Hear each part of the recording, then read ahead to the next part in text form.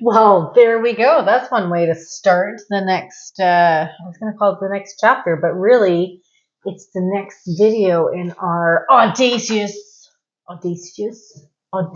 trust. Yes, indeed. So today we're talking about celebration and gratitude, because we wanted to put these two kind of together. They're beautiful on their own, but I think they have a really nice, what's that called? I have a word. Symbiotic relationship. Yes, that's what I'm talking about. This is why we work so well together. They have a beautiful symbiotic relationship, much like the courage, confidence dynamic, celebration, gratitude feed off one another, one reinforcing the other. So we kind of touched on celebration a little bit and gratitude when we were talking about what you do after a tough hill climb or a tough run. Yeah. You take time to celebrate your body and thank your body again. So you're reinforcing the actions that you've taken. Right. What do we call our celebrations? Are you talking about ka? Yeah. Kaka! Kaka! So ka stands for? Celebrate all wins. Ka. So Just so it sticks in and your now head. that's going to be stuck in your head, which is exactly what we want to have happening, because it's just this silly reminder that it is so important to celebrate all wins. Therefore, C-A-W. It can be the simplicity of running up a hill and putting your arms in the air and saying, "Woohoo! I did it!" Or the pat down of the body that we showed in a different video. It can be just like saying to yourself, "Good job, self," or writing yourself a note, or looking yourself in the mirror and saying, "Wow, that was amazing." Yeah. And it doesn't have to be for the big things. It can be sometimes for just getting out of bed. Like if you're having a day or a week or just some rough moments and it's challenging to even get out of bed and take the actions to move through the day, celebrate all of those actions that you're taking the steps and that you're getting it done.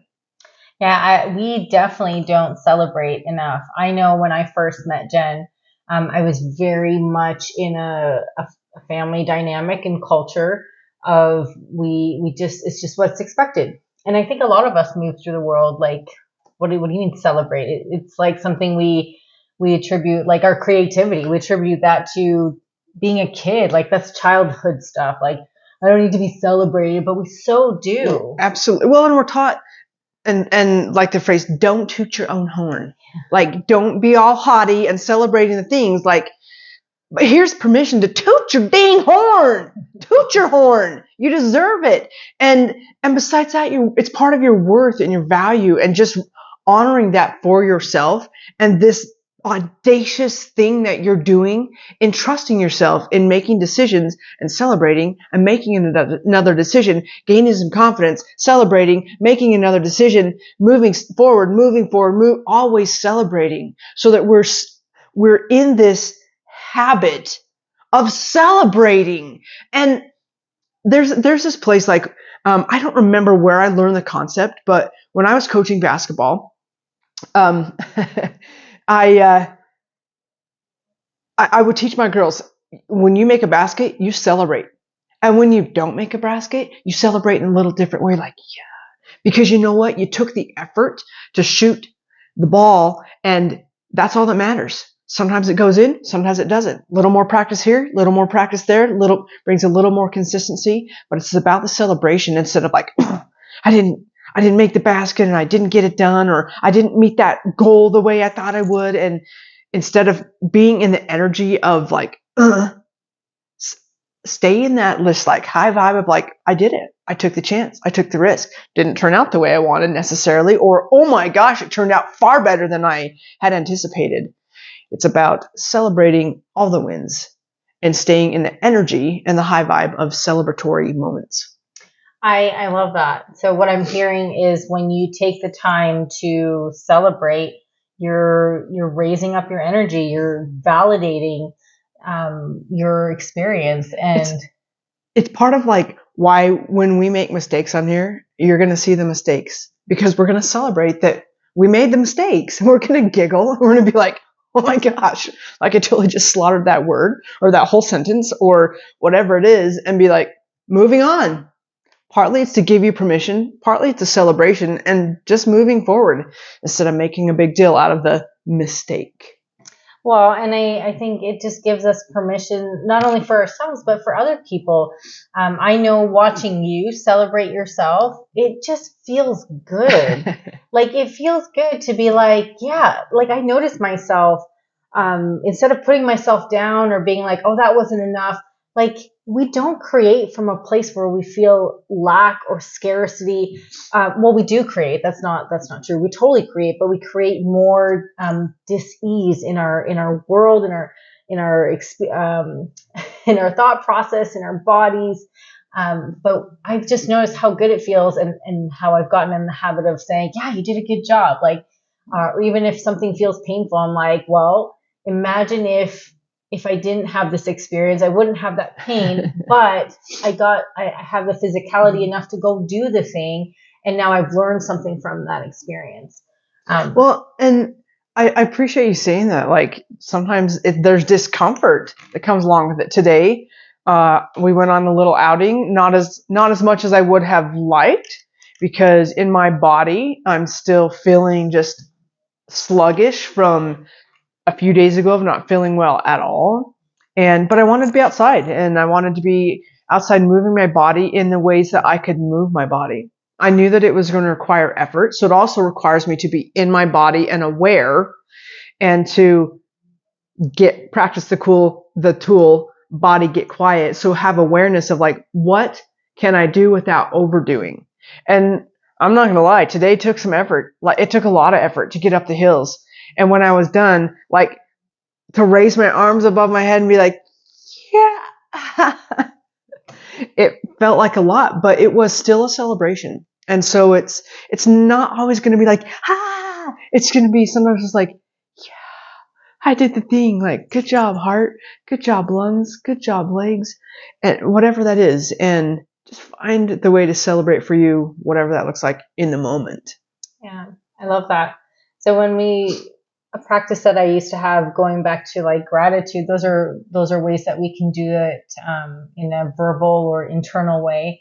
But writing is a powerful tool, and something I got into the practice of when I was going through hard stuff is, what were 3 good things that happened to me today? I love that practice. Things I was grateful for, or things that just finding the gem, the hidden gem some days in the experience. I was a stay-at-home mom with little kids at one point, and I felt really isolated, and some days were really challenging. I had one boy that was very nonverbal, and some days it was just all that I could do to keep myself in a good space, but then reminding myself that I get this opportunity to be a parent in his world and to have influence on him and to love him, instead of focusing on the stress of like the nonverbal behavior that would come up. But that knowing that will shift eventually, like all things do. And finding the ways to celebrate all of that. So oh my gosh. So that's the challenge. Take some time to reflect on what are 3 good things that happened to you today. I think I think that's another tool. and take notice of what happens. What happens in your psyche? What happens in your body when you get in the habit of celebrating all wins? Even if it's the tiny ones, like just notice. And I'm going to encourage you to write it down, like journal that as well. Like day 1, I didn't notice a damn thing. Okay, cool. We'll do it again and celebrate lots in the day and just notice like, well, today I felt a little bit of excitement and I felt it right here under my left rib, or I felt it like in my heart, like I felt it release in my head. Like start noticing and start building, start laying that foundation and then walk on that foundation and keep building on it. So, well, I think that's something, just building the foundations. What you'll notice once you get into that practice, you'll automatically start looking for things to be grateful for, because you'll have. I started that with a group or with the writing, like just you look forward to like, what am I going to share today, And not just looking. All of a sudden you're like, whoa, there it is. Whoa, there it is. Yeah. Oh, there's another one. Oh, there's another. Yeah, I think that's what they're calling. There's a trend right now I've noticed called the glimmer. Instead of focusing on the things that trigger us, focusing on the things that bring us joy. I love it. All right. Gratitude and celebration. Enjoy all of it.